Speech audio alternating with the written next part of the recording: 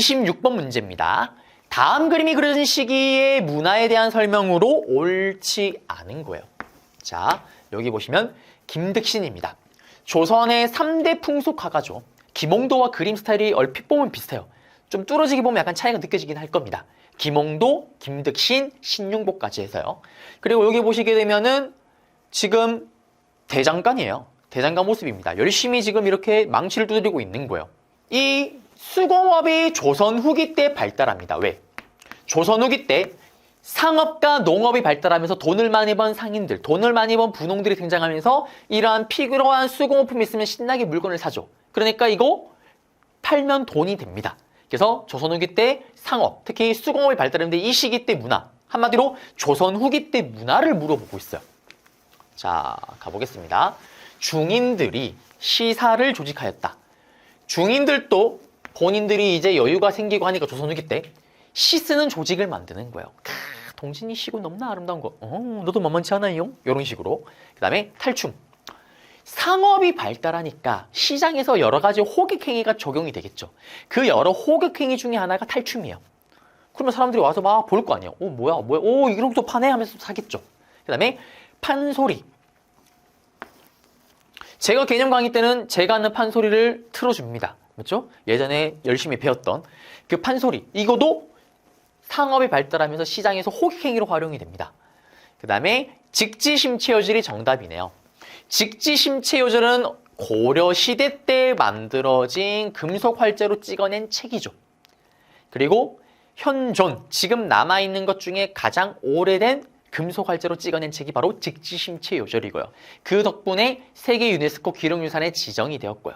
그리고 청주 흥덕사에서 찍어냈습니다. 그 다음 한글소설. 이거도 조선 후기 때 특징이죠. 왜? 한글소설은 조선시대에 나오는데 그전에는 한글을 누가 읽어야지 재밌는 걸 알죠. 이거 재밌는 거 누가 몰라요. 근데 조선 후기 때 돈을 많이 번 상인들과 분홍들이 자기 자식만큼은 하늘천 따지 한글 정도는 깨우치게 하는 거예요. 그래서 글을 읽을 능력이 생겨나는 겁니다. 그러면서 이런 소설들이 또 인기를 끌었던 게 조선 후기다라는 거. 정답은 4번 되겠습니다. 27번 가인물에 대한 설명인데요. 보시면은 결정적인 힌트네요. 2차 수신사로 고종이 아꼈던 오른팔이었던 바로 김홍집이죠. 홍집이를 2차 수신사로 보냈던 이유는 홍집아, 일본이 자꾸 인천 열라고 하는데 다른 데 좀 열라고 하는지 한번 해봐. 그 다음에 홍집아, 일본이 지금 무관세, 자기네 가지고 있는 물건에 우리가 관세를 때릴 수가 없으니까 너무나 경제가 힘들다. 네가 가서 한번 좀 얘기 좀 잘해봐. 홍집이가 되는 게 하나도 없죠.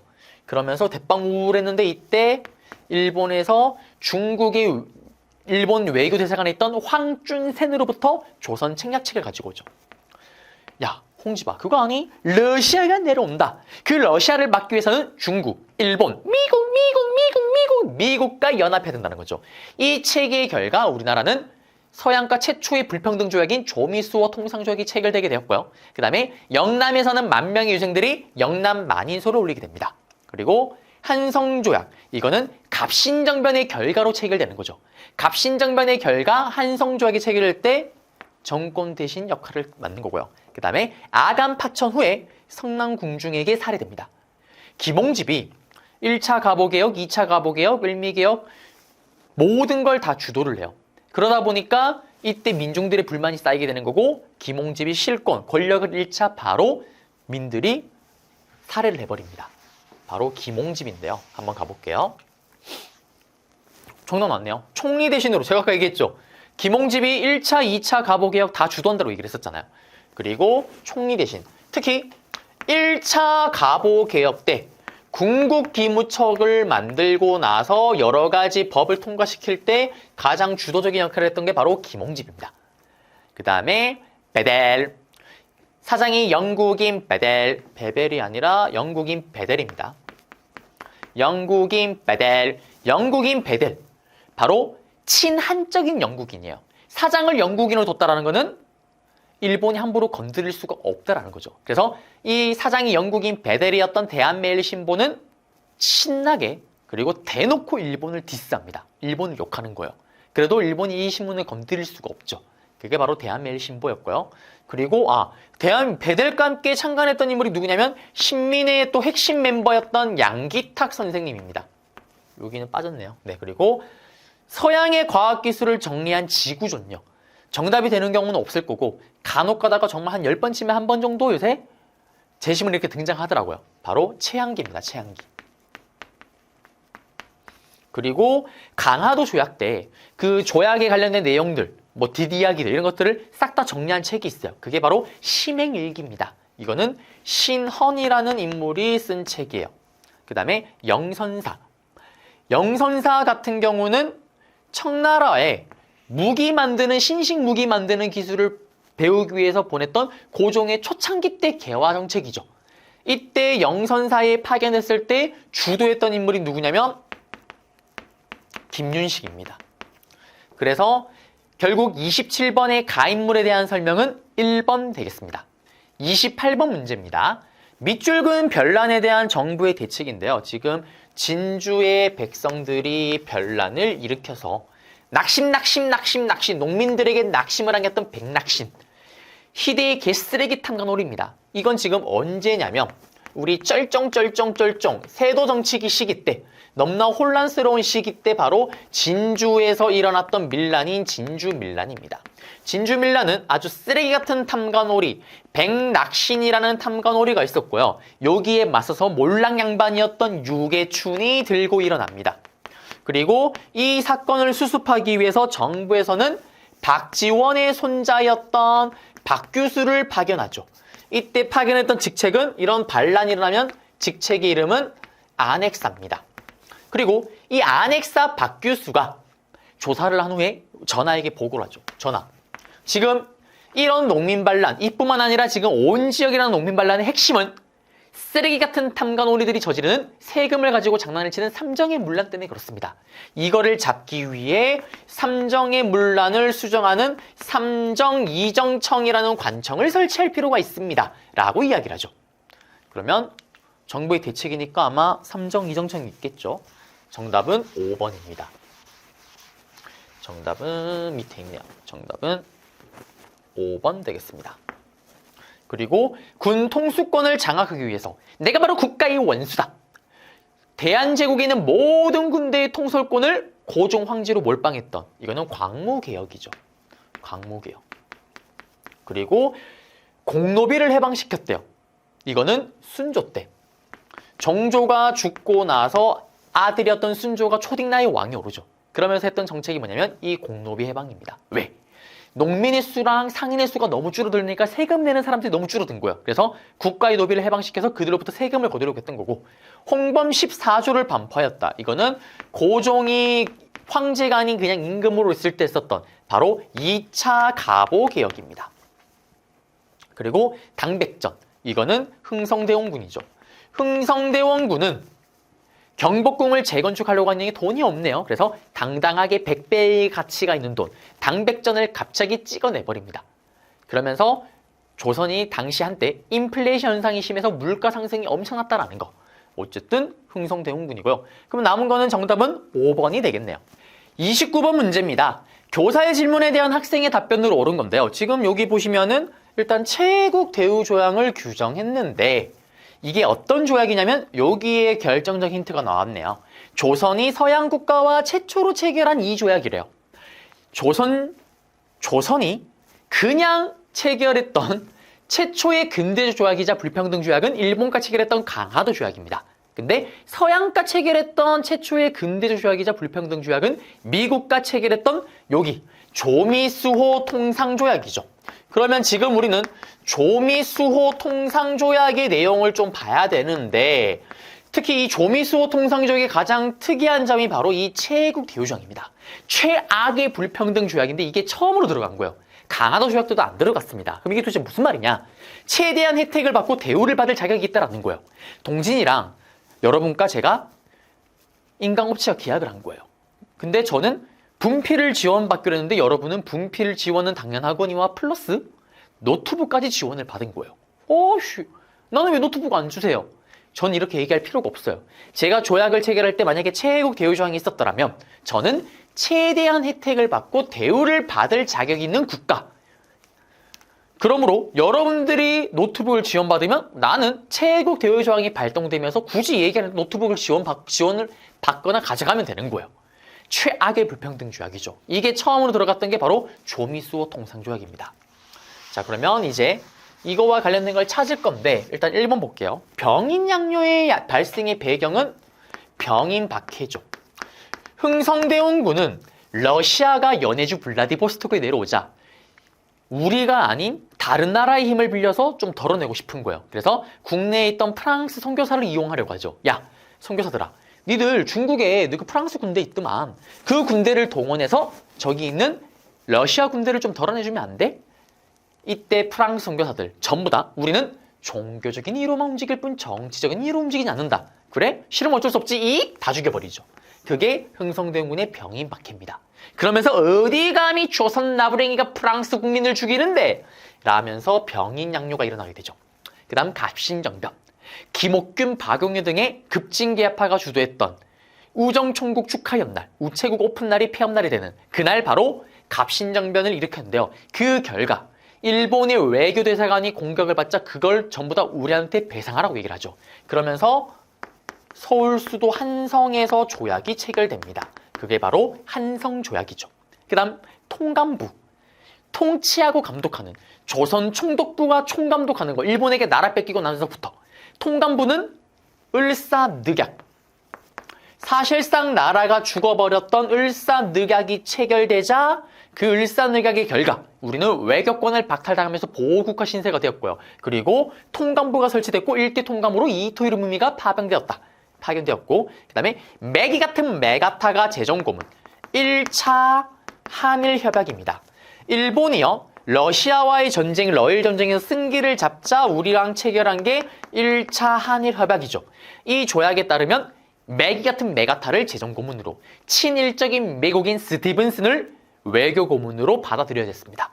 그리고 정답은 4번이죠. 우리가 미국과 조약을 체결하면서 기대를 걸었던 조항이 이거예요. 거중조정입니다. 이게 뭐냐면 만약에 두 나라가 조약을 체결했는데 두 나라에 어떤 문제가 생기면 들어가서 도와준다라는 거예요. 개입을 좀 해서. 사실 누가 누굴 도와요? 이것도 일방적으로 미국을 도와주는 건데 이걸 기대를 했었는데 실제로 을사늑약이 체결되자 우리는 미국과의 조미수호 통상조약의 이 거중조정 조항을 기대하며 고종 황제가 미국에게 할품위를 요청하죠. 근데 미국은 쌩깝니다. 말만 들어가지 들어주진 않아요. 어쨌든 이 조항이 들어갔던 게 바로 조미수호 통상조약입니다. 그래서 정답은 4번 되겠습니다.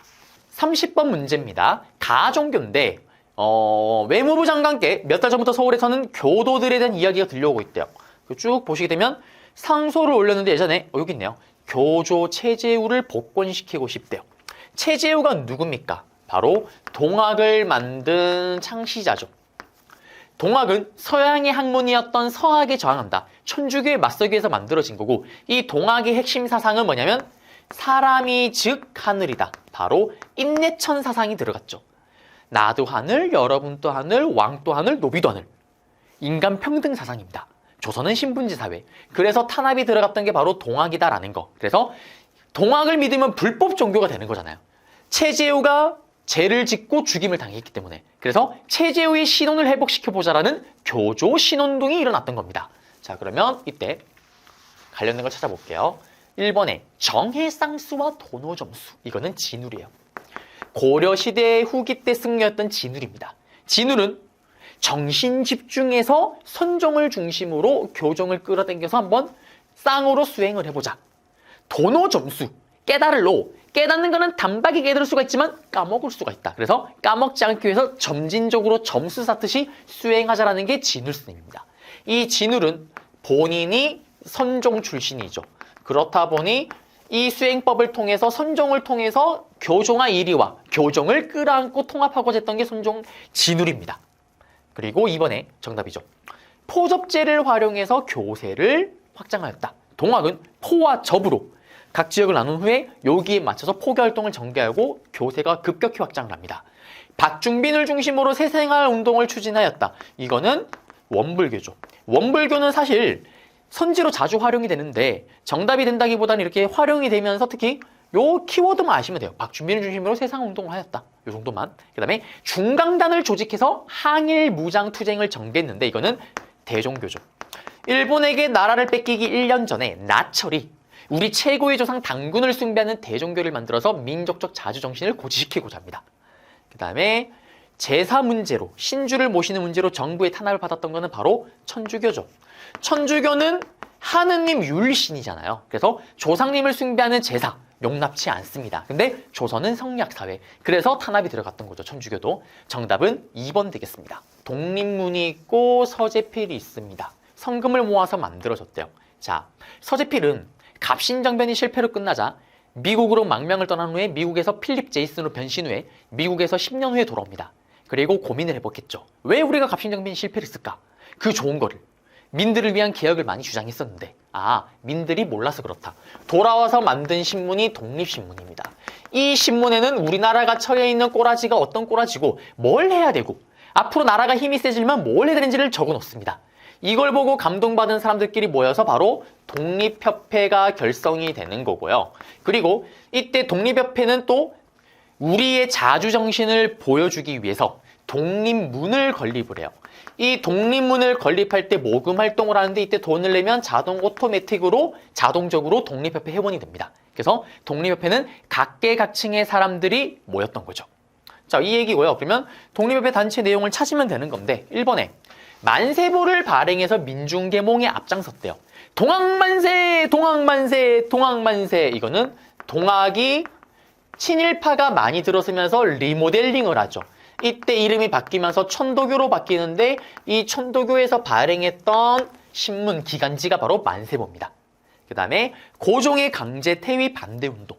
고종 황제가 강제 퇴위를 당하자 반대운동을 전개했다는 대한제국 스스로 강해져야 된다. 그러려면 황제가 폐위당하면 안 되지. 대한자강입니다. 그 다음 여성의 권리 선언문이 여권통문인데 이거는 북촌에 있었던 양반 여성들을 중심으로 해서 발표가 된 거예요. 뭐 여성들도 재산을 가져야 된다. 뭐 이런 내용들이 들어간 겁니다. 그 다음에 독립공채. 헷갈리기 딱 좋게끔 넣어놨네요. 독립공채를 똑같은 말로 애국공채라고도 얘기를 해요. 이거는 3.1운동의 결과 제대로 된 정부가 있으면 참 좋겠다라면서 만들어졌던 대한민국 임시정부입니다. 대한민국 임시정부가 정부를 운영하기 위해서 돈이 없자 그 돈을 얻기 위해서 임시정부가 발행했던 게 바로 독립공채, 똑같은 말로 애국공채예요. 요거는 우리가 앞으로 광복을 할 건데 돈을 냈다. 그러면은 그냥 돈 받고 후 터는 게 아니라 그 돈을 받았으면 돈을 냈다는 증서를 줍니다. 그리고 나중에 광복을 하면 이자를 쳐서 갚겠다라는 거죠. 그게 바로 독립공채, 애국공채입니다. 그리고 정답은 5번이네요. 만민공동회. 여기 있는 것처럼 지금 독립협회는 신문을 만들어서 사람들에게 널리 알려요. 그리고 각종 토크 콘서트, 강연회를 열어서 지금 현실과 우리가 어떻게 하면 힘이 세질 수 있을지를 알려줍니다. 거기에 감동받은 사람들이 모여서 대박이죠. 종각에서 무려 10,000명의 사람들이 모여서 자발적으로 집회를 엽니다. 그게 만민공동회고 이때 누구의? 바로 러시아가 뺏어가려고 했던 이권들을 다시 돌려받습니다. 한러은행 문 닫고요. 러시아가 파견했던 고문 다시 돌아가고요. 그리고 러시아가 빌리려고 했던 러시아의 영원한 꿈, 얼지 않는 땅, 얼지 않는 항구, 바로 부산의 영도, 저령도를 99년을 빌리려고 했다가 실패로 끝난 게 바로 이 만민공동회의 역할이자 활동이었습니다. 정답은 5번입니다. 32번 문제입니다. 가에 해당되는 지역을 지도에서 고르래요. 지금 보시게 되면 대일무역의 거점 초량외관 끝났죠. 그 다음에 조개의 기능, 자, 그 다음에 두모포 수세 사건. 자, 이게 뭐냐면요, 부산이죠. 부산. 처음에 부산포를 개항을 했어요. 그리고 이 부산에 두모포를 또 개항을 했는데 두모포가 너무 자리가 비좁고 사람들이 들어오기에는 너무 좀 공간이 협소하다 보니까 초량으로 위치를 옮깁니다.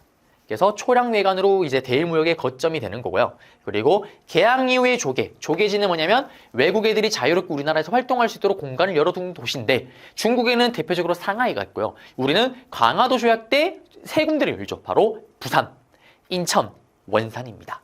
그 중에 하나가 또 여기 부산이죠. 그리고 두모포 수세 사건은 뭐냐면 우리가 일본이랑 강화도 조약을 체결하면서 일본에게 관세, 일본이 가지고 오는 물건에 세금을 못 때리게끔 된 거예요. 그러자 결국 그 문제 때문에 조선 경제가 어려워지니까 조선 정부에서는 일본을 바로 건들지 못하니까 어떻게 하냐면 조선인들 중에 이제 일본 상인들과 이거 거래하는 애들이 있을 거 아니에요. 그때 거래하는 물건에다가 가지고 오는 거에다가 세금을 때리겠다고 하는 거예요. 일본 물건이 아니라 한번 거친 후에. 그러자 일본이 또 엄청나게 들고 일어나죠. 왜 없는 거 이상한 짓 하냐. 그래서 결국 철회가 됐던 사건이 두모포 수세 사건입니다. 그래서 여기 부산을 찾으면 되죠. 보시면은 이거는 그냥 찾으면 되네요. 그래서 보시면 조개지 때문에 힌트가 인천, 원산, 부산 이렇게 나오는 것 같네요. 근데 뭐 사실 외관 단어 보는 순간 여러분들 부산인 건 쉽게 알았을 거예요. 그래서 이거는 거의 여러분들 맞추라고 준 문제였고요. 33번 문제입니다. 최익현이에요. 최익현. 제가 좋아하는 최익현입니다. 보수파의 정말 아이콘과 같은 인물이죠. 이런 분이 보수파죠. 보시면 최익현 선생님인데 이 최익현 선생님이 처음으로 등장했던 게 언제냐면 흥성대원군이 정치를 한 지 10년이 됐을 때. 흥성대원군아 꺼져라. 너 네 아들 고종이 나이가 어려 대신 정치했지. 시간 10년 지났다. 이제 고종 홍자 네 아들 정치할 수 있다. 상수를 써버려요. 그러면서 팩트 폭력, 팩트 폭격. 맞잖아, 팩트잖아요. 그래서 흥성대원군이 결국 하야를 합니다. 여기 보시면은 순서대로 가는 건가요? 그러면 여기가 1번이네요. 보시면 개항. 고종이요. 친히 정치를 하게 되면서 이제 일본과 강화도 조약을 체결하고 항구를 열려고 하죠. 그러자 최익현이 도끼를 들고 대궐 앞에 상소를 올립니다. 전하, 일본 놈들이나 서양 놈들이랑 똑같은 새끼들입니다. 외양일체론. 절대 일본과 수교를 해서는 안 됩니다. 반대를 하죠. 그렇지만 결국 수교를 했고요. 두 번째가 뭐냐면은 이제 여기 이게 다가 두 번째겠네요. 여기 보시면 보세요. 일본의 간섭하에 추진한 개혁인데 이때 주도한 박용료가 주도한 개혁이 뭐가 있어요, 여러분들? 2차 가보개혁이죠. 1차 가보개혁은 누가 주도를 했습니까? 1차 가보개혁은 김홍집 그리고 흥성대원군이 비주얼 담당으로 1차 가보개혁을 전개를 했었죠. 근데 일본이 원하는 대로 하질 않으니까 야 다시 해. 그러면서 다시 신 게 2차 가보개혁이고 이때 주도했던 게 김홍집, 또 김홍집 플러스 여기 있는 박용료죠. 이 박용료 같은 경우는 예전에 급진괴합파 출신으로 갑신정변을 주도했던 인물이다. 일본을 롤 모델로 삼았던 사람이에요. 친일파가 되는 건 아니고 일본처럼 개혁을 해보자. 그래서 일본 입장에서는 얘를 개혁의 중심에 두면은 일본의 스타일대로 개혁을 하겠지라면서 세워둔 겁니다. 이거를 처벌하라고 상소를 올린 게 바로 최익현이에요. 그렇지만 받아들여지진 않고요. 그 다음에 이완용을 처단하는 상소. 이완용을 왜 처단하고 할까요? 이완용을 비롯한 을사오적 쓰레기 새끼들이 고종 황제의 동의 없이 지들끼리 도장을 찍고 을사늑약을 체결했잖아요. 그러면서 외교권을 뺏기게 됐죠. 그 을사늑약의 저항으로 을사의병이 각짓을 합니다. 그 을사의병의 최대 리더가 누구냐면 최익현이죠. 그리고 이 최익현은 나중에 또 독립군을 이끌게 되는 임병참과 함께 의병을 일으켜서 싸우다가 결국에는 일본에게 자진체포를 당하면서 대마도에서 순국을 하시죠. 그러면 이게 마지막 죽기 직전의 활동 3번이죠. 그러면은 나다가가 되겠습니다. 나다가 정답은 4번 되겠습니다. 34번 문제입니다. 다음 자료를 활용한 탐구활동이래요. 함경도 관찰사로부터 보고를 받았지롱. 큰 수해를 당했대요. 그래서 여러 곡식, 홍수가 터졌으니까 곡식이 피해를 입고 모두 다 흉작이 될 거다. 그러니까 삶이 너무너무 힘들어질 것 같다. 그래서 어떻게? 여기 보시면 통촉하여 유출금지 시행 1개월 전까지 일본 공사에게 알리시어 일본의 상민들에게 일체 준수 이걸 지킬 수 있게 해주십시오. 자, 이게 뭘까요? 쌀. 돈에 쌀과 콩작물에 대해서 기한으로 삼아서 유출을 금지하래요. 지금 수해를 입었으니까. 이게 방공령이죠. 방공령이 뭐예요? 곡식이 나가는 거를 방해하는 명령이 방공령입니다. 이거는 일본이요. 우리랑 조약을 새롭게 체결해요. 조일통상장정이라는 거를 체결을 하는데 일본이 이거를 체결했던 이유가 뭐냐면 일본은 지금 최애국 대우조항이 없는 거예요. 앞에 조미소 통상조약 때 봤었던 그걸 놓고 싶은 거예요. 근데 당연히 우리가 안 노리고 가겠죠. 최악의 불평등 조약을 이제 아니까. 그러자 일본이 야 이거 조약 체결하면서 최애국 대우조항 줘. 최애국 대우조항 주면 우리가 거기에 대한 대가로 뭘 줄 거냐면 이거 줄게. 방공령 때릴 수 있는 권한 줄게. 플러스 우리들이 가지고 오는 물건에 니들이 관세, 세금을 이제 때릴 수 있게 해줄게 라면서 유혹을 해요. 그러면서 이 조약이 체결되면서 우리는 방공령 조항을 얻게 됩니다. 근데 이게 문제가 있어요. 저기 1개월 전까지 이 방공령을 때리려면 단 한 달 전에 미리 일본에게 이야기를 해야 돼요. 쌀을 가져가지 말라고. 자기네 물건 갖다 팔고. 이게 쉽지가 않습니다, 여러분들. 여러분들 당장 한 달 후에 뭘 하고 있을 것 같아요? 뭐 대학생이면 뭐 학교 다니겠죠. 뭐 이렇게 얘기를 하겠죠. 근데 만약에 그러겠지만 큰 사고를 당할 수도 있잖아요. 그러면 어떻게 병원에 있으면 한 달 뒤 예상할 수 없죠. 또 반대로 저도 사고를 당할 수가 있는 거고요. 또는 저의 오래된 꿈. 저는 1타 강사의 꿈은 포기를 했습니다. 저의 꿈은 이제 소박해요. 로또 1등입니다. 그럼 제가 만약에 로또 1등이 됐어요. 그럼 어떻게 될까요? 저는 바로 이거 강의 안 찍습니다. 집에 갈 거예요. 지금 PD님 표정이 상당히 좋지 않습니다. 몰라요. 내 강의 아닙니다. 이제부터 그 순간부터. 저는 은퇴입니다. 전 바로 유럽으로 나갈 거예요. 이게 방공령의 핵심이에요. 아니 한 달 후를 예상할 수가 없잖아요. 그래서 이게 지금 보면 갑자기 수해가 터지니까 급하게 때리려고 하는 거예요. 그럼 일본이 어떻게 할까요? 야, 너 한 달 전에 미리 얘기를 하는데 왜 약속을 어기지 않니? 정신적 피해 배상이라면서 실제로 일본이 이걸 빌미로 배상금을 더 뜯어가요. 그러면서 방공령이 철회가 되는 일이 막 생깁니다. 이 얘기를 하고 있는 거예요. 그러면 이제 찾아볼게요. 정답을. 정답이 딱 보이네요. 3번에 조일 통상장정 체결의 영향을 살펴본다. 정답은 3번이죠.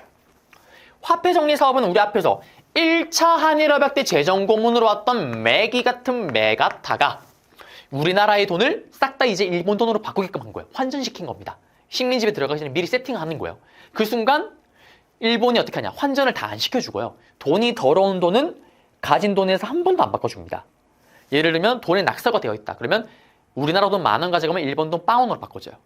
그래서 실제로 그런 형태로 우리나라 돈의 한 40% 이상을 날려버려요. 없애버립니다. 그래서 우리나라가 돈이 부족해지면서 상인들, 우리나라 은행들이 문을 닫게 되죠. 산미증식계획, 이거는 일제 식민 통치 1920년대에 있었던 일이에요.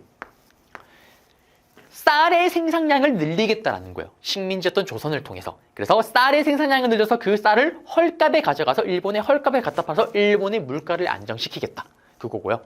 토지조사 사업은 1910년대. 일본이 식민지에 딱 들어가자마자 먼저 하는 게 이거예요. 땅을 다 조사한 걸 바탕으로 정확하게 세금을 거두고 땅을 약탈하는 거죠. 이걸 바탕으로 다음 해 20년대 이제 10년 후에 어떻게 해? 땅을 다 조사한 걸 바탕으로 쌀의 생산량을 늘리는 산미증시 계획을 또 했던 거고요. 그 다음에 양지야문과 지게야문을 통해서 뭘 했냐? 미국에서 땅을 측량하는 토지 측량 기사를 부릅니다. 고종 황제가요. 그리고 나서 어떻게 땅을 정확하게 측량을 해요. 그리고 이 땅은 누구 거, 이 땅은 누구 거를 정확하게 가리면서 땅지, 땅 계약서 지게를 발급합니다. 이거는 광무개혁 때 있었던 정책 중에 하나죠. 정답은 4번이에요. 35번입니다. 35번은 35번과 36번이 같이 묶여 있어요. 정말 어려운 문제인데요. 한번 볼게요. 제6도. 심통성정도에서 기와 합친곡을 보시면은 7정은 기가 바라고 이가 그것에 타는 거니. 역시 선하지 않음이 없으나 만약 기가 바라는 것은 절도에 맞지 않으며 그 일을 멸하여 악이 됩니다. 이게 정말 어려운 내용인데요. 가는 성학 10도입니다. 성리학의 내용을 그림으로 10가지로 표현한 제6도라고 되어 있죠. 그래서 성리학 내용이라고 6도. 태계 이황 선생님의 성학 10도구나 라는 걸 알 수가 있고요. 그리고 이 이황 선생님은 지금 4단 7정 논쟁을 좀 이따 기대 승가 벌이게 될 건데요. 이 4단과 7정의 관계를 막 논의를 하고 있습니다. 4단이 뭐냐면요. 그 본연의 뭐 예를 들면 뭐 측은지심 뭐 이런 것들이 이 4단에 해당되는 거예요. 간단하게 설명하자면 7정 같은 경우는 뭐 사랑, 그 다음에 뭐 화남? 뭐 이런 감정들? 이런 걸 얘기를 하는 거예요. 그래서 이거를 어떻게 놓고 이걸 어떻게 분석할지 주고 이왕이 고민을 한 건데 이왕 선생님 같은 경우는 이 4단과 7정이 각각 분리되어 있다라고 얘기를 해요. 보십니다. 그런데 조금 있다가 이왕보다 훨씬 나이가 어린 기대승이 등장을 하는데요. 이 기대승이라는 인물은 이왕이 설명하는 이 4단과 7정 간의 관계를 전혀 다르게 해석을 해요. 이 4단은 이게 4단과 7정이 이렇게 각각 분리되어 있는 게 아니라 이거는 같이 크게 포함이 되어 있는 거다. 예를 들면 7정이 이렇게 있으면 7정 안에 4단이 들어가 있다.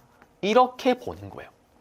자, 그래서 이 해석의 차이를 놓고 기대승과 이왕 사이에 거의 뭐 8년여간의 정말 편지를 주고받으면서 치열한 논쟁이 벌어집니다. 그리고 이 논쟁이 우리나라 성리학자들에게 알려지면서 너도 나도 할 것이 이 논쟁에 참여를 하죠.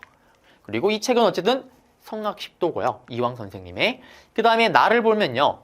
유불 또는 삼교는 각자 업으로 삼아 지금 보시면은 수행하는 바가 있으면 섞여서 하나로 할 수가 없대요. 그래서 부처의 가르침을 행하는 건 수신의 근본이고 유교의 가르침을 행하는 건 나라를 다스리는 근본이래요. 이거 뭔지 감이 오세요? 바로 고려 때, 성종 때 최승로가 건의를 했던 그 시무 28조예요, 이게. 최승로의 시무 28조 핵심 내용이 뭐예요? 전하. 고려는 불교 사회지만 정치를 어떻게 불교대로 합니까? 정치를 할 때만큼은 유교대로 하는 게 나라를 다스리는 게 맞습니다. 맞죠? 이게 바로 최승로의 시무 28조고요. 그 다음에 다로 갈게요. 다는 저 불교의 씨앗은 사람이 사악한지 정의는지 올바른 것이 그런지를 가리지 않고 말하기를 우리는 부처의 권는 자를 화를 면하고 한다. 이것은 비록 쭉 보면서 부처에게 기하면 화를 면하지만 어떻게 높은 선비랄지라도 부처에게 기하지 않을 수 없는 화를 면할 수 없다. 그러면서 어떻게 가령 그 말이 거짓이 아니라고 하더라도 올바른 도리가 아니므로 징계를 해야 할 것이다. 지금 보면 뭐 불교 말을 칭찬한 것 같지만 마지막엔 이거 아니다라고 하는 거죠. 불교의 씨앗은 잡스럽고 변태 같은 거다. 이거 뭐예요? 불시잡변이죠. 누가? 정도전이 쓴 책이잖아요. 성리학의 이론을 바탕으로 불교의 이론을 하나하나씩 다 까버린 겁니다. 이 책이 나온 뒤부터 성리학자랑 스님이 붙으면은 스님은 이제 이길 수가 없게 되죠. 이론적으로는. 자, 그리고 랍니다. 유교계에 3대 문제가 있대요. 근데 그 문제에 관해서는 개량하고 구신하지 않으면 우리 유교는 결코 흥황할 수 없다. 이 유교의 3대 문제는 뭐냐면 유교파의 정신이 있고요. 쭉 나오면서 보시면 이렇게 막 나옵니다. 절실한 가르침을 하지 않고. 이게 뭐냐면 구신을 사실 잡아야 됩니다. 바로 박은식 선생님의 유교 구신론이죠. 유교가 지금 나라가 힘들어지는 이런 상황 속에서 그 어떠한 해결책을 제시해주지 못하고 있다. 이런 상황 속에서는 우리가 기존의 유교에서 좀 벗어나서 실천적인 유교, 양명학적인 요소를 가지고 와서 유교를 한번 뜯어 고쳐야 된다라고 주장을 했던 게 바로 박은식 선생님입니다. 그래서 양명학이 뭐예요? 핵심 키워드가 지행합일. 알면 뭐 아는데 행동으로 옮기냐면 말짱깡이다라는 게 지행합일이죠. 그게 양명학의 핵심이고요. 그것처럼 성리학도 이제 실천을 강조를 해야 된다는 거예요. 자, 그러면 작성된 순서를 보시게 되면 거의 역대급 문제라고 할 수가 있죠. 일단 최승로가 고려시대고요. 그 다음에 불시작변 정도전이 조선 초기고요. 그 다음에 이황이 조선 중기고, 그 다음에 유교구신론이 박은식 선생님이 구한말 일제강점기 들어가기 바로 직전의 스토리죠. 그러면은 나다 가라. 나다 가라. 네, 4번이네요. 4번. 네, 4번에 나다 가라입니다. 나다 가라. 그래서 여기 내용 잡아드렸습니다. 아, 그리고 맞다. 이거 한 문제가 더 있죠? 한번 볼까요? 4번이고 36번에 가에서 라를 작성한 인물입니다. 지금 보면요. 가를 볼게요. 기억에. 가가 지금 이황 선생님이잖아요. 자유롭게 독창적으로 경서를 해석해서 사서에 대해 주자 해석을 들이받고 도교 사상인 노장 사상 등을 도입했대요. 유학의 실천적인 측면을, 실리적인 측면을 강화하려고 했대요. 이거는 박세당이에요. 박세당은 본인이 쓴 사변록이라는 책이 있어요. 이 책을 통해서 기존의 주자가 말했던 성리학 해석 내용대로 그대로 가는 게 아니라 주자도 결국에는 예전의 유학 내용을 자기가 분석하고 해석한 거지 않냐. 그거를 그대로 받아들일 게 아니라 우리는 오리지널 불교에 한번 관심을 가져보다. 공자니 맹자니 그들이 말했던 그 원본, 그 다음에 노장, 이분 또 노가, 바로 도가 사상이잖아요. 제자 백가, 춘추전국 시대 그들이 말했던 원본 그대로 한번 읽고 한번 따라가 보자 라면서 기존의 해석을 들이받고 독창적으로 해석을 한 거예요. 그러자 어떻게 될까요? 조선에서 쌍욕을 먹겠죠. 그래서 사문난적으로 몰리기도 합니다. 박세당은. 그리고 박세당은 인물 문제로 단독으로 출제가 된 적이 있어요. 새로운 경작법이라는 색경이라는 농서책을 만들기도 합니다. 여기에는 또 이양법을 어떻게 하는지 이런 내용들이 들어가기도 하고요. 그래서 박세당이고요. 기획은 틀렸고 이왕이 관련이 없고요. 그 다음에 나를 보시게 되면 불교 행사를 줄이고 정사를 행하도록 촉구하고 불교적 강행에 젖은 군주를 유교적 규범을 실천하는 군주로 변화시키고자 하였다. 이거 최승로 맞잖아요. 최승로는 불교를 완전 버리는 게 아니라 불교도 중요한 게 맞는데 정치를 할 때만큼은 유교대로 정치하는 게 맞지 않습니까? 맞는 내용이죠. 정답은 니은이고. 그 다음에 니은 하나 맞고요. 그 다음에 디귿. 기대의 승각과 말했던 4단 7정 논쟁. 이 논쟁을 통해서 성리학의 이해를 심화시켰던 것. 그리고 그의 사상은 제자. 지금 보시면 일단 이거는 맞는 게 아니고 이왕이니까 아까 다가 불시잡변이었죠. 틀렸습니다. 그리고 이왕 선생님이 안동에서 도산 서당에서 제자를 양성을 해요. 그리고 경상도 일대에서는 전부 다 성리학자들이 태계 이왕이 주장하는 성리학 내용으로 공부를 합니다. 그리고 자연스럽게 가까이 붙어있는 일본으로 전해지겠죠. 그러면서 일본 성리학에 큰 영향을 끼친 게 이왕의 사상이고요. 이왕을 일본에서는 동방의 주자라고 부릅니다. 그 다음에 라. 양명학을 통해서 기존의 유학을 개선하려고 했고요. 실천적인 면을 강조되고 있네요. 실착의 실천정신 받아들여서 나라를 구하는 구국운동에 적용시켜보려고 했다. 이게 바로 유교 구신론이죠. 양명학을 통해서 또. 정답은 니은 리을. 정답은 4번 되겠습니다. 37번 문제입니다. 가활동으로 옳은 것을 보기 위해서 고른 거예요. 지금 보시면은 국외 독립운동 전개인데 힌트가 3.1운동이 나왔습니다. 3.1운동의 결과 상하이에서 수립된 삐리리래요. 딱 봐도 뭐예요, 여러분들? 상하이 대한민국 임시정부죠. 3.1운동을 계기로 제대로 된 정부나 리더가 있었으면 더 효율적으로 이 만세운동을 전개했을 텐데라는 그 아쉬움 속에 3월 달에 바로 정부가 만들어지기 시작을 합니다. 그러면서 세 개의 정부가 만들어지죠. 서울 수도의 한성정부, 연해주 블라디보스토크의 대한국민회의, 그리고 상하이 임시정부. 정부가 세 개니까 힘이 너무 분산된다. 우리 하나가 돼서 같이 한번 싸워보자라면서 그해 9월 달에 통합 임시정부가 상하이에 수립이 되죠. 그러면서 활동을 시작합니다. 그러면 상하이 임시정부의 활동으로는 뭐가 있었냐? 기억부터 볼게요. 기억은 대성학교 오산학교를 설립하였다. 이거는 일본에게 나라 뺏기기 3년 전 1907년에 비밀 결사로 국내에서 조직했던 애국개몽운동 계열단체 신민회죠. 신민회는 애국개몽운동 계열단체예요. 실력을 키워서 일본과 대등해져서 일본을 덜어내자. 실력을 키우기 위해서는 우리가 학교, 그 다음에 각종 산업시설을 만들어야 된다. 그러면서 오산학교, 대성학교, 그리고 자기회사 태극서관, 그리고 더 나아가서 국외 독립운동기지 삼원보 신흥 강수소까지 신민회죠. 틀렸고요. 1929년에 강주 학생 항일운동이 일어나자 저 어린 학생들이 저렇게 억울한 일을 당했는데 우리 어른이 가만히 있으면 되겠냐 라면서 신간회에서 진상조사단을 파견하면서 이 사실을 억울함을 전국에 알린 후에 제2의 만세운동을 꿈꿨던 게 바로 신간입니다. 물론 실패로 끝났지만요. 그리고 정답은 그럼 일단 디귿리을이네요. 임시정부가 상하이의 자리를 잡았던 이유가 뭘까요? 외교로서 독립운동을 풀어가기 위함입니다. 분명히 독립을 해야 되는 곳은 한반도인데 지금 상하이의 정부가 위치를 했잖아요. 상하이는 당시에 우리가 앞에서 문제로 봤던 것처럼 인천, 원산, 부산처럼 조개지예요. 외국의 나라들이 자유롭게 활동할 수 있는 공간입니다. 그렇다 보니 강대국들의 외교 대사관들이 싹 다 몰려 있겠죠. 그들에게 우리의 억울함을 알리고 그들의 지원을 받고 싶었던 거예요.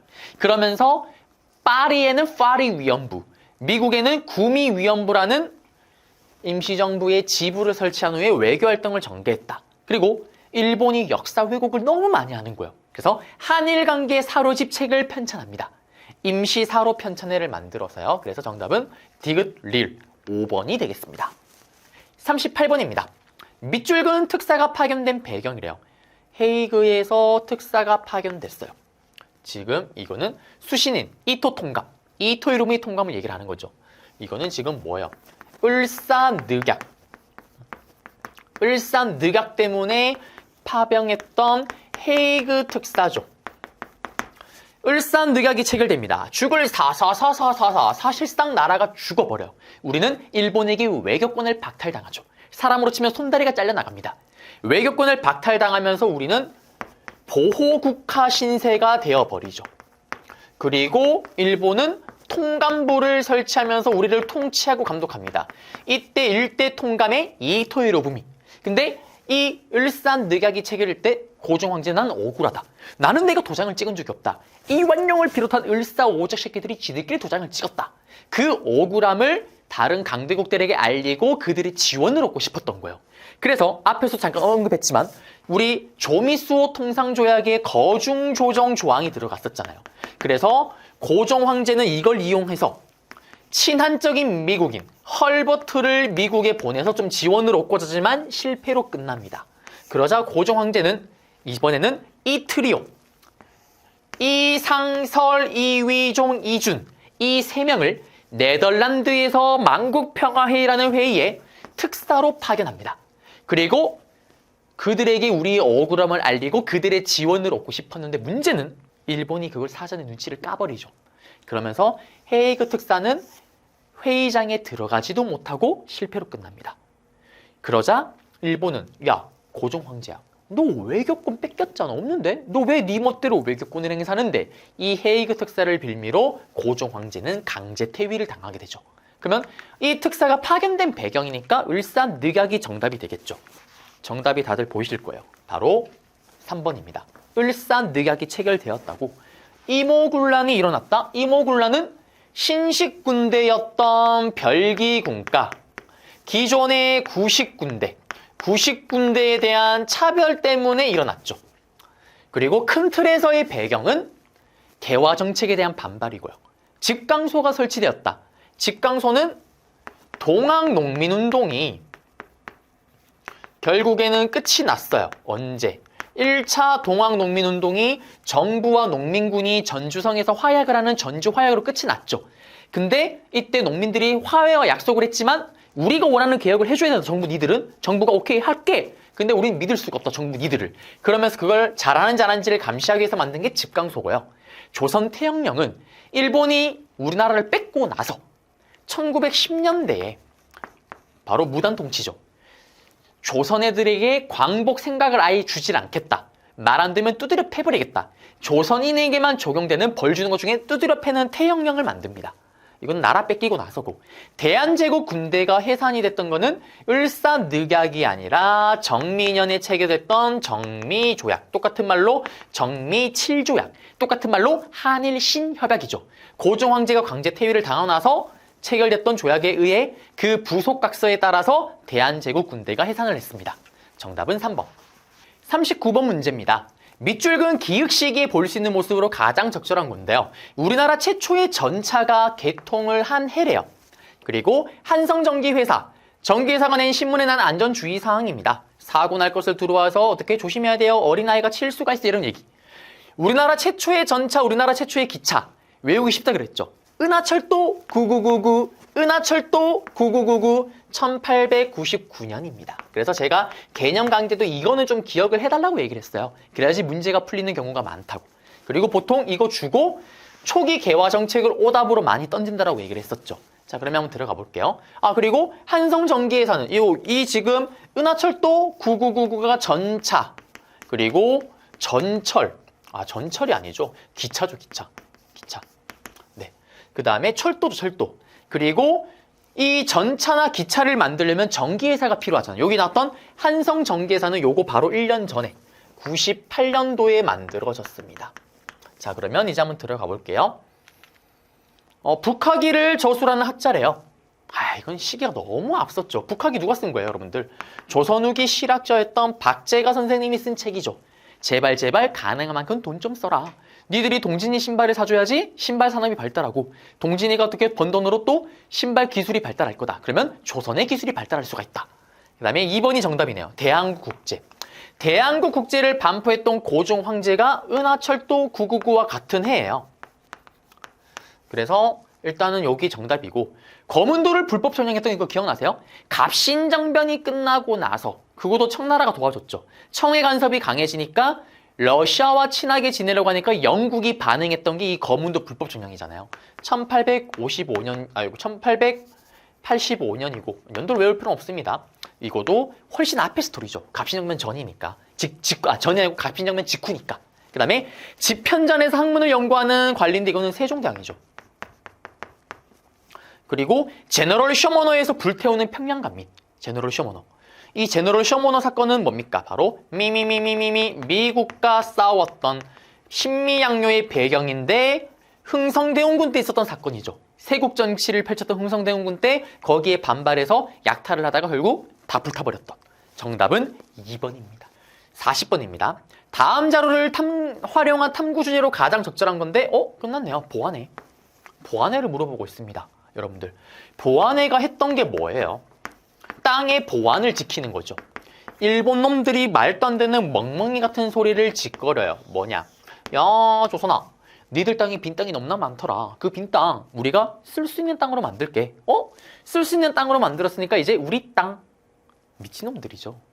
저로 치면 강남에, 그 비싼 강남에 빈 땅 몇 군데 있을 거예요. 공터가. 거기다 제가 어떻게 건물을 하나 세운 거예요. 또는 뭐 사과를 심었어요. 사과가 자랐습니다. 내가 사과 땅을 만들었어. 내 땅이야. 미친놈이죠. 경찰서에 끌려갑니다. 그 소리를 하고 있는 거예요. 이거를 막아내는 거죠. 그래서 어떻게? 이거에 대한 탐구 주제는 뭡니까? 일본이 황무지, 안 쓰는 황무지를 개간하고 우리가 가져가겠어요. 말도 안 되는 소리 하지 마라. 반대 운동을 전개하는 거죠. 정답은 5번이 되는 거고, 외국과 서양의 상인들, 그리고 일본과 청나라의 상인들이 조선을 너무 침탈하고 어떻게 상인들이 힘들어지니까 상간에 있는 시전 상인들이 그걸 무찌르기 위해서 상권 수호 운동을 전개를 합니다. 그 다음에 급진계아파, 김옥균, 박용료, 이런 인물들은 여러 가지 개혁 정치, 특히 제도를 뜯어 고치려는 엄청난 정책들을 펼치죠. 예를 들면 뭐 신분제 폐지라든지. 결국 갑신정변을 했지만 실패로 끝났고요. 백정들의 사회적 철폐, 차별철폐 운동. 갑오개혁 때 신분제가 사라졌음에도 불구하고 여전히 백정은 차별을 받습니다. 그러자 1920년대에 일본에게 나라 뺏겼던 시기죠. 20년대에 우리 백정들도 사람이다, 차별하지 말자라는 형평운동이 일어났던 거고요. 농촌 계몽을 위한 분화로드 운동. 이거는 1920년대 말부터 해서 30년대 초반까지입니다. 일본에게 식민 지배가 들어간 뒤부터 문맹, 한글을 모르는 사람들이 많으니까 한글을 깨우치자. 그리고 계몽을 좀 시켜보자 라면서 문맹 퇴치 운동이 전개되죠. 그래서 조선일보는 문자 보급 운동을, 동아일보는 분화로드 운동을 전개했었습니다. 그래서 정답은 5번이 되겠네요. 41번 문제입니다. 가와 나 발표 사이의 시기에 있었던 사실로 옳은 건데요. 지금 보시면요. 일본은 수업의 연한을 딱 4년이래요. 그리고 조선인 교육은 본령에 의한대요. 굳이 보면 보통 수업의 연한은 수업을 4년. 6년이 아니라 4년. 정말 멍청멍청 교육이죠. 이게 제1차 조선교육령이에요. 일본이 식민 지배를 하자마자 처음으로 발표했던 제1차 조선교육령입니다. 제1차 조선교육령인데 한마디로 멍청멍청 교육이에요. 조선에게 똑똑한 교육을 시키지 않겠다. 왜? 고등교육을 시키면 독립운동하니까. 그래서 딱 자기들이 부릴 만큼만 가르치고 공부를 시키겠다라는 거예요. 가르치고요. 그리고 이게 일어났던 연도가 바로 1911년입니다. 그리고 두 번째 볼게요. 나를 보시게 되면 경성제국대학이래요. 이거를 만들었대요. 경성제국대학에 예가를 둔대요. 이거는 1924년에 일본이 경성제국대학을 만드는 걸 발표를 한 거죠. 그러면 이 경성제국대학은 20년대에 왜 만들었냐? 우리나라에서 밀립대학 설립운동이 벌어져요. 대학교를 만들겠다고. 그러자 일본이 그걸 방해하면서 얘기를 하죠. 야, 대학교 만들고 싶으면 얘기를 하지. 우리가 이렇게 만들어줬을 텐데 라면서 자기들이 만듭니다. 근데 여기는 10명이 입학을 하게 되면 7명이 일본인, 3명이 한국인이에요. 그리고 그 입학했던 한국인들은 주의식 교육을 받으면서 세련된 친일파로 거듭납니다. 그러면서 일본이 친일파를 양성했던 1920년대 컨셉과 맞아떨어지는 거죠. 그러면 여기 사이에 들어갈 수 있는 건 어떤 것들이 있냐라는 거예요. 보시면은 유경공원이 설립되었다. 이거는 일본에게 나라 뺏기기 전에 고종 임금이 국가에서 만든 근대 학교죠. 영재를 양육하는. 틀렸고. 국문연구소. 우리는 일본에게 나라 뺏기기 직전에 대한제국 시기 때 한글을 연구하는 국문연구소가 만들어집니다. 주시경 선생님이 주도를 하죠. 일본에게 나라를 뺏기기 전이니까 이게 국문이에요. 왜냐면은 일본에게 나라 뺏기고 나서는 국문이라고 하면 이거는 일본어잖아요. 우리가 나라 뺏기고 이제 일본이니까. 그러니까 이게 말이 안 되는 거고. 그래서 일제시대 때는 우리 한글을 연구하는 단체가 조선어학회, 조선어연구회잖아요. 그 다음에 교육입국조사반부, 이거 틀렸죠. 이것도 2차 가보개혁대잖아요. 2차 가보개혁대. 그리고 국민교육헌장이 발표됐다. 이거는 1968년대 와서죠. 누굽니까? 바로 박정희 정부죠. 박정희 정부. 박정희 정부가 국가의 충성을 다하는 인재를 길러내겠다면서 발표한 거고. 그 다음에 정답은 5번이죠. 조선밀립대학 기성회가 창립되었다. 지금 이 경성제국대학이 만들어지기 전에 우리가 했던 시도가 뭐였어요? 우리가 우리 힘으로 민족주의 계열에서 우리가 대학교를 만들어 보겠다라면서 밀립대학 설립운동을 전개했잖아요. 그거에 대한 일환으로 지금 조선밀립대학 기성회가 창립이 되고 1천만 명이 1원씩 모아서 1,000만 원으로 대학교를 만들자. 모금활동을 펼치지만 모금이 되지 않습니다. 일본의 방해도 있지만 당시 경제 상황 좋지 않은 것도 큰 영향을 받습니다. 그러면서 실패로 끝나자 에이, 대학교 만들고 싶으면 우리한테 얘기를 하지. 마음대로 줬을 텐데 라면서 경성제국대학을 만들었다라는 거. 그래서 여기 사이드가 딱 5번이죠. 이거는 어려운 듯 했지만 이것도 문제 자체는 어려운 듯 보였지만 정답이 워낙 뚜렷한 거였기 때문에 찾는 데는 어려움이 없었을 거다라는 거. 그래서 정답은 5번입니다. 42번이에요. 다음 자료에 나타난 사건의 영향으로 적절한 겁니다. 이왕 전하. 이왕이에요. 그리고 여기 보시면은 조선 독립운동을 살포하고 독립의 희망. 지금 보시면 기회를 받아서 운동을 선동하는 국장 당일날. 지금 비밀리에 국장. 나라의 큰 장례식. 자, 우리는 고종 황제가 사망했을 때 고종 황제의 죽음을 계기로 3.1운동이 일어났었죠. 그 다음 순종 황제가 죽으면서 그 인산일에 맞춰서 60만세 운동이 일어납니다.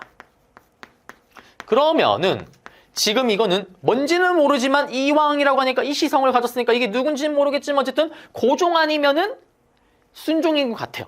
그러면 3.1운동이 아니거나 아니면은 60만세 운동을 물어보는 것 같아요. 맞죠?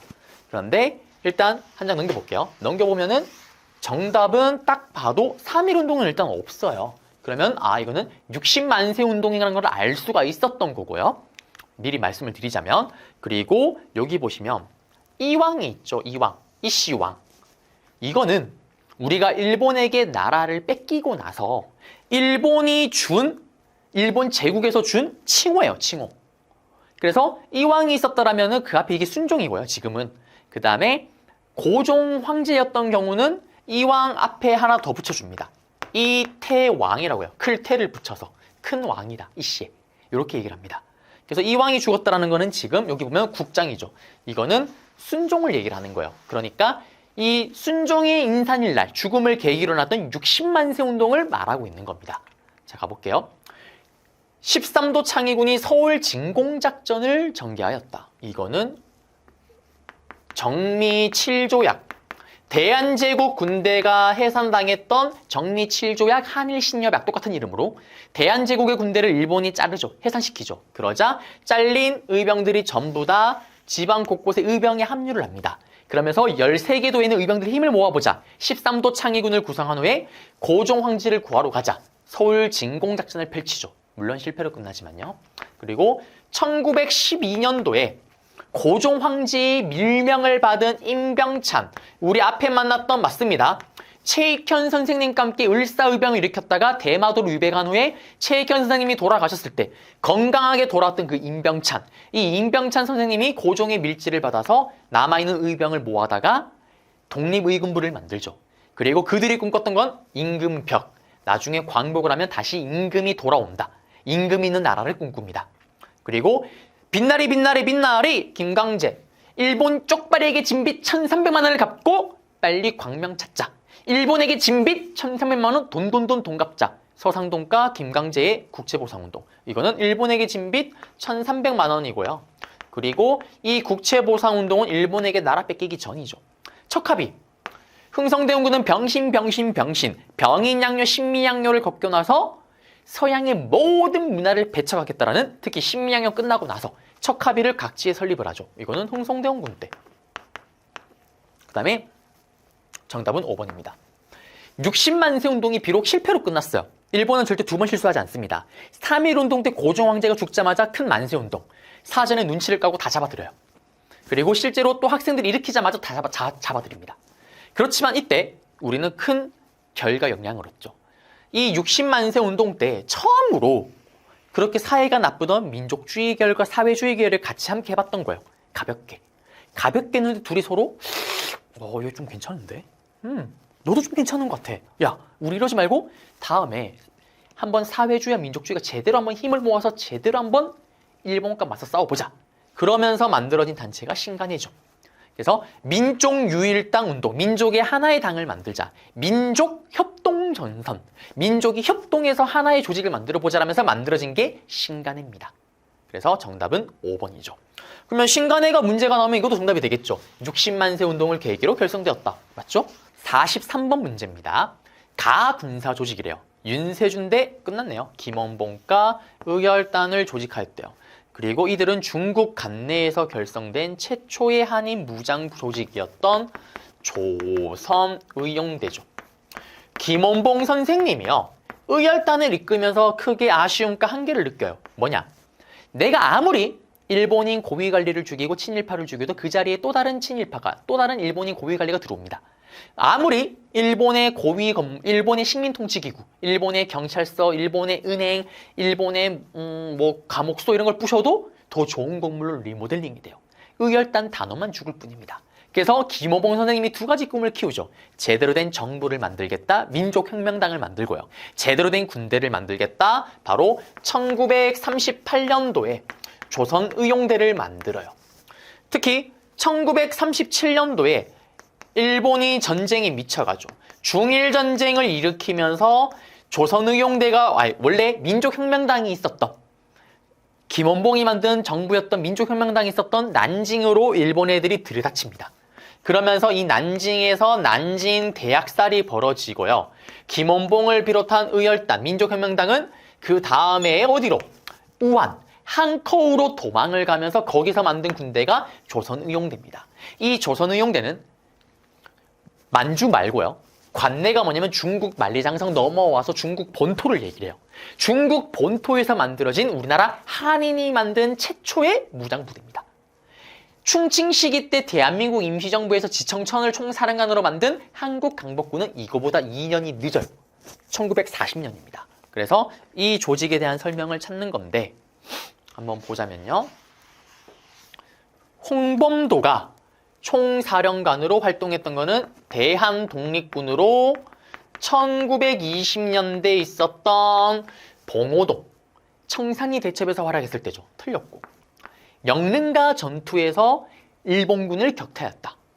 영흥아, 내 친구 영흥아, 영릉가 전투, 흥경성 전투, 내 친구 영흥아, 양세봉 장군이 이끌었던 내 친구 영흥아. 영흥이는 조선의 혁명을 위해서, 양세봉은 조선혁명군을 이끌고, 영흥아, 영흥이는 조선의 혁명을 위해서 중국에서 의료운 용사가 되었어요. 중국의 의료운 용사. 중국의 의용군과 함께 연합작전을 펼칩니다. 1931년도에 만주사변이 일어나자 중국도 일본에게 만주를 뺏기죠. 그러자 만주에 있는 독립군들에게 같이 싸우자. 아하! 그러면서 한중연합작전. 양세봉의 조선혁명군과 그리고 중국의 의영군이 흥경성 영릉가에서 승리를 거두었다라는 거. 그리고 4번입니다. 일단 3번이 정답인데 요거 넘어가고요. 4번에 보시게 되면 도쿄에서 28 독립선언. 6월 8일 날 3.1운동이 일어나기 한 달 조금 안 됐을 때죠. 이때 도쿄에서 먼저 유학생들이 만세운동을 펼쳐요. 저 어린 학생들 도쿄, 일본의 심장 한복판에 저렇게 만세를 펼치는데 우리 어른들이 가만히 있으면 되겠냐 라면서 국내 민족 대표 33인들이 3.1운동을 준비하게 됩니다. 3.1운동의 배경이에요. 그리고 상하이에서 대동단결 선언을 발표하였다. 자, 이거는 상하이에 있었던 신안 청년단이라는 조직이 있습니다. 이 조직에서 일본에게 저항하는 대동단결 선언을 발표를 해요. 그래서 이것도 뭐 관련이 없고요. 군사 조직이 아니죠, 이거는. 그러면 정답인데, 정답은 3번인데, 조선의용대는 이렇게 활동을 하다가 38년도에 활동을 하다가 자기들끼리 내부 분열에 빠져요. 우리 의열단 출신 아닙니까? 자, 한번 작심하고 제대로 싸워봅시다. 근데 김원봉과 조선의용대를 지원하는 중국 국민당이라는 세력이 포로 신문, 암회도 이런 것만 자꾸 시키는 거예요. 그래서 조선의용대의 70% 80%가 그냥 김원봉을 버리고 마오쩌둥, 중국의 공산당이 있는 마오쩌둥이 있는 곳으로 가버립니다. 거기서 전쟁을 해요. 그러자 남아있는 김원봉 30% 20%만 남아있는 거예요. 예전에 의열단 때랑 똑같습니다. 할 수 있는 게 없죠. 그래서 1940년에 충칭의 임시정부가 정착하던 힘을 모아서 한국강복군이라는 군대를 만들었네. 열심히 활동하고 있네. 우리도 저기 가서 힘을 보태자. 라면서 1942년도에 바로 여기에 합류를 하죠. 한국강복군에.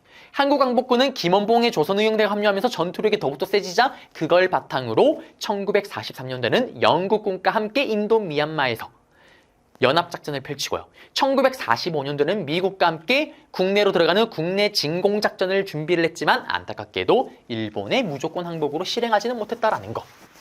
그래서 정답은 3번입니다. 44번 문제예요. 도시샤 대학에 있는 이 시비는 민족문학가.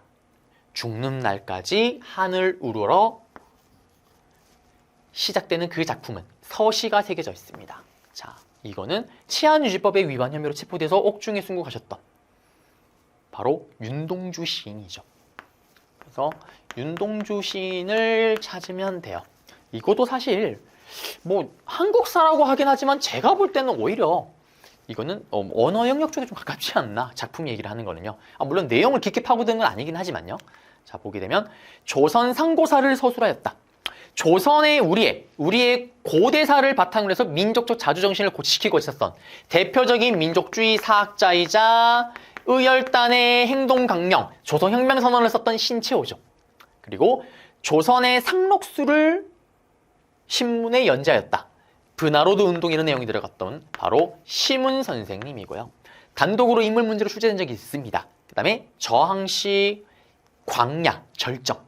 광야 절정 같은 경우는 우리 언어 시간의 교과서에서 정말 많이 배우는 거죠. 264죠, 264. 그리고 아리랑의 제작과 감독을 맡았대요.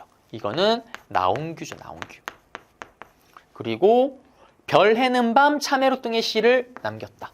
정답은 5번이죠, 5번. 그래서 윤동주는 5번이 되겠습니다. 45번 문제입니다. 밑줄근 이 시기에 있었던 사실을 옳은 것을 보기속으로 해요. 국민 총력, 모든 걸 총력을 기울여서 조선혁명에서 만든 것으로 기름을 짤 때 각종 씨앗까지 모아서 내라. 여기서는 국가총동원법이 시행되어 이 시기에 조직됐던 일제가 전쟁에 필요한 인력과 물자를 수탈하는 데 앞장섰다. 자, 일본은 전쟁에 미쳐갑니다. 1931년도에 만주사변, 1937년도에 드디어 중국 본토로 가는 중일전쟁. 중국 본토로 가니까 수많은 물자가 필요하겠죠. 그러면서 1938년도에 조선으로부터, 식민지로부터 모든 걸 총동원한다라는, 쓸 필요 없긴 여기 있네요. 바로 모든 걸 총동원한다는 국가총동원법을 때리고 수많은 인적자원, 물적자원을 수탈합니다. 쌀, 전쟁에 필요한 쌀, 배급제. 굶어 죽을 만큼 배급하고요. 쌀을 사고 파는 건 오로지 조선 총독뿐만이. 그리고 녹그릇, 절에 있는 종까지 떼가서 녹여서 탕피로 만듭니다. 그리고 지금 또 문제가 되고 있는 위안부, 강제징용, 학도병 이런 것들 전부 다 국가 총동원령이 때려지고 나서 중일전쟁 이후의 일이에요. 이 시기 때인데 한번 보겠습니다. 정답은 1번이죠. 미국 공출제. 전쟁에서 가장 중요한 게 쌀이잖아요. 쌀을 사고 파는 거는 일본만이. 그 다음에 전쟁에서 동원하려면은 정신개조를 해야 되겠죠. 그래서 1기 때 두드럽했던 무단통치. 3.1운동이 일어나니까 컨셉을 바꿔서 우쭈쭈 달래주는 문화통치. 그리고 마지막 전쟁 미쳐 갔던 3기 때는 정신 자체를 딜레트시키는 민족 말살통치. 그러면서 나오는 게 너희는 자랑스러운 천안국가의 식민이다. 이걸 매일 암송시키죠. 정답은 1번 기역디귿. 회사령 허가제. 회사를 만들면 조선 총독부의 허락을 맡아야 되는 거. 허락을 안 해줬던 시기. 조선의 기업이 단 하나도 없으면서 일본의 물건을 울며 겨자식으로 쓸 수밖에 없었던 시기. 바로 식민지배 갓 들어갔던 1기 때 1910년대. 틀렸고요, 이거는. 그 다음에 농지개혁법은 우리나라 국민들이 다들 원했던 거. 광복이 되고 나서 정부가 수립되자 국민들이 원한 거. 대부분 농민들이 내 땅을 갖고 싶다. 그 땅을 주기 위해서 시행했던 게 바로 농지개혁법. 이건 광복 이후죠. 정답은 기응리은 1번 되겠습니다. 46번입니다. 가와 나 사이 시기에 있었던 사실로 옳은 거래요. 지금 보시면 태평양 미국 육군 주군 최고 지휘관 권한을 가지고 조선 북위 38도 이남 지역의 주민에 대해서 군정을 설립한대요. 이게 지금 뭘까요? 자, 우리는 1945년 8월 15일 날 광복을 맞이를 했어요. 그리고 지금 이 가는 뭐냐면 남쪽에는 미국이, 북쪽에는 소련이 각각 주둔하게 됩니다.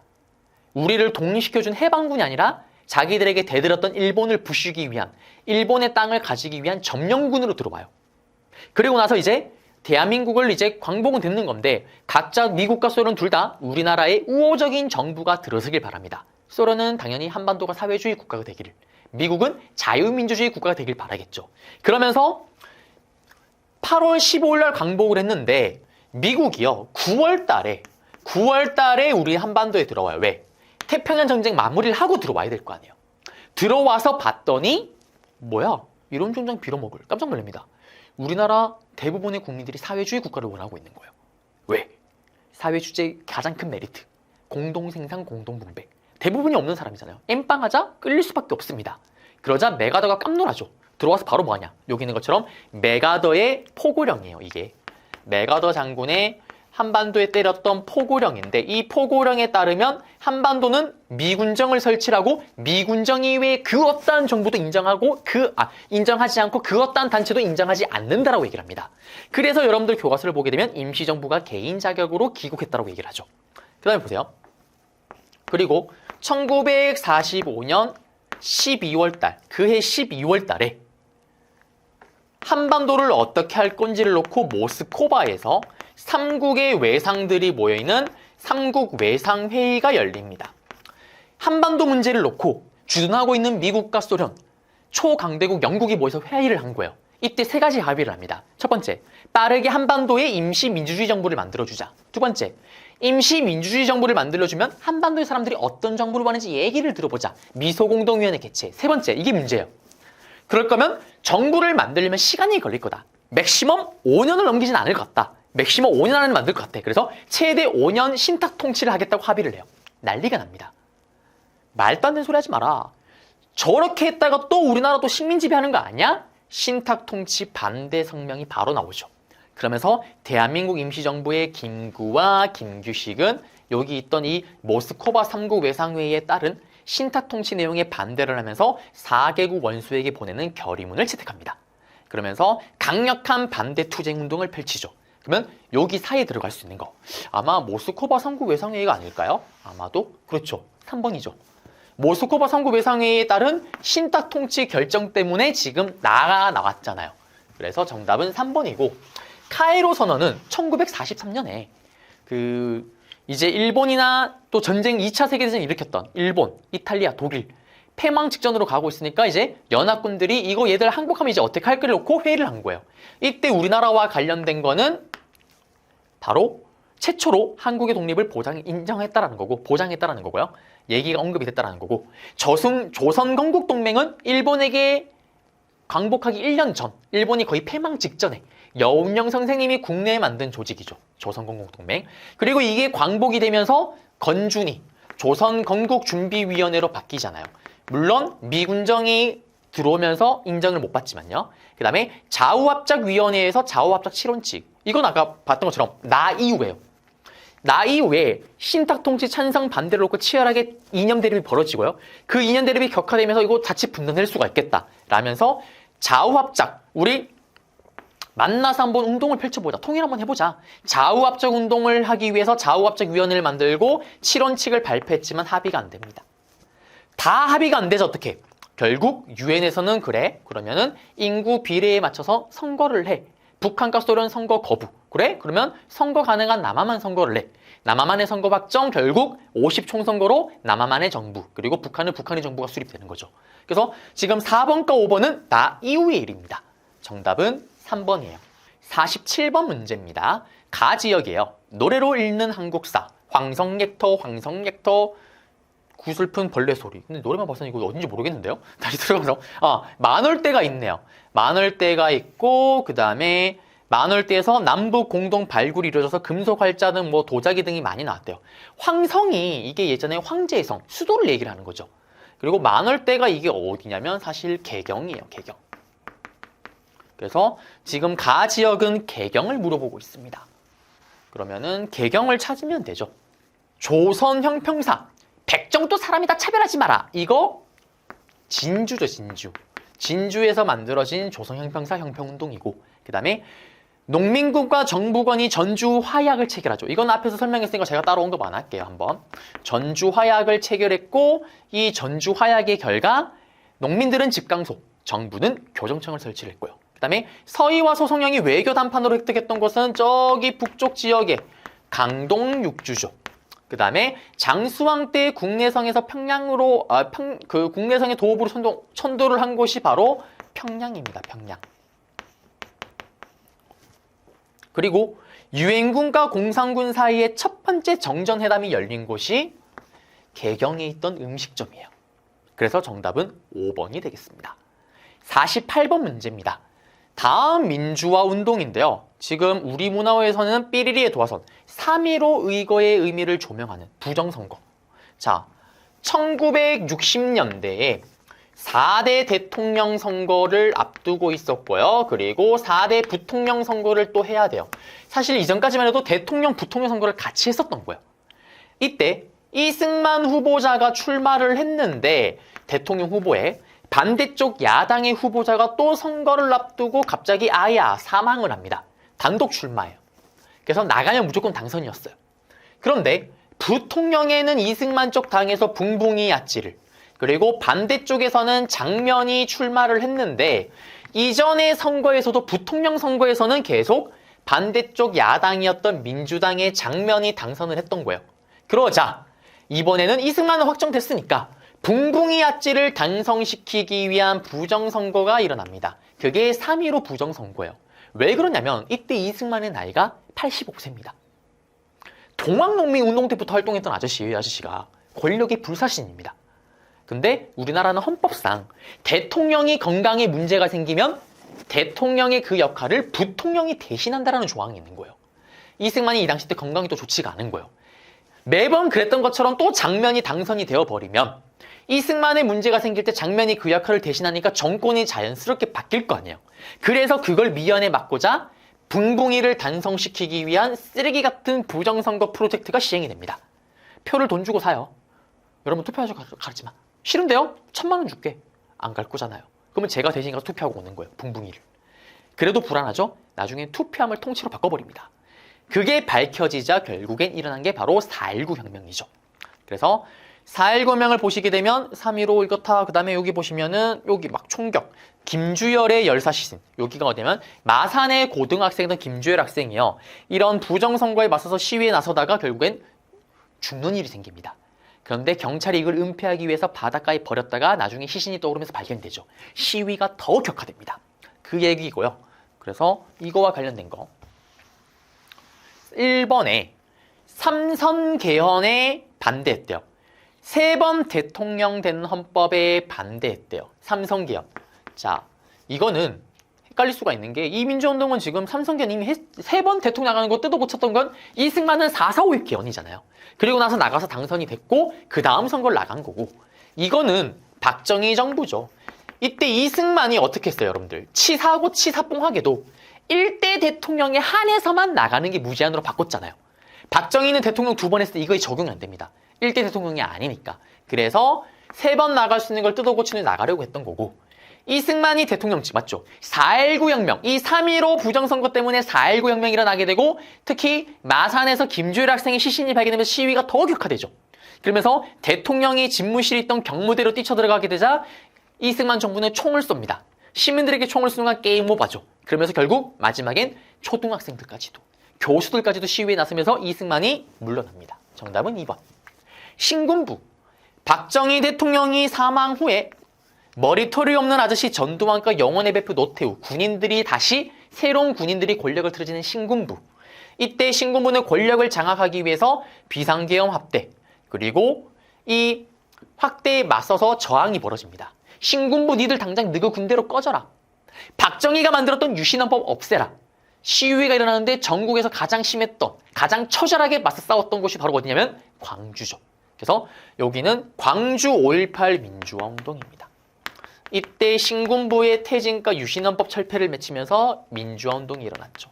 4.19 혁명이 아니죠. 그 다음에 이때 정말 처절하게 계엄군이 들어와서 일반 시민들에게 총을 쏩니다. 전두환 정부는 더 쓰레기예요. 이때 아예 전두환 정부는 출범도 안 했을 때입니다. 정부 시작도 전에 이미 국민에게 총부터 쏘고 시작하는 거예요.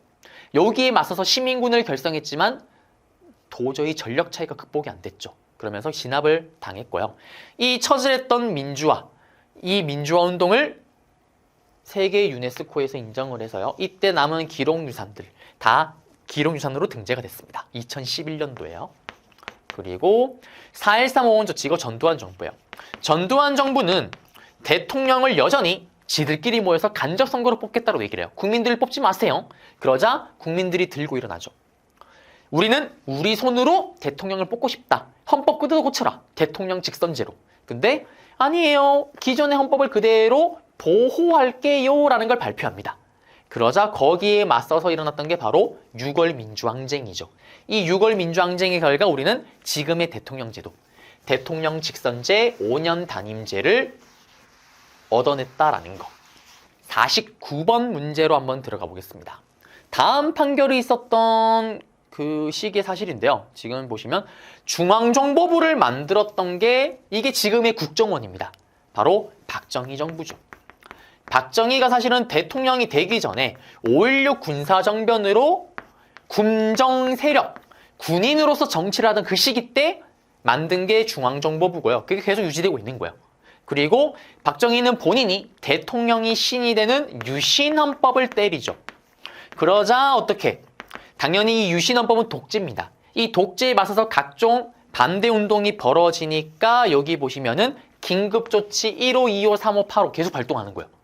민주주의를 지키겠다는 사람들을 이 긴급조치를 발동해서 다 탄압에 들어갑니다.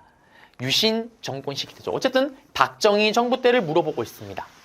그러면 이때 정답을 찾게 되면 2002년 한일 월드컵, 이거는 김대중 정부 때고요. 그 다음에 새마을운동 정답이죠.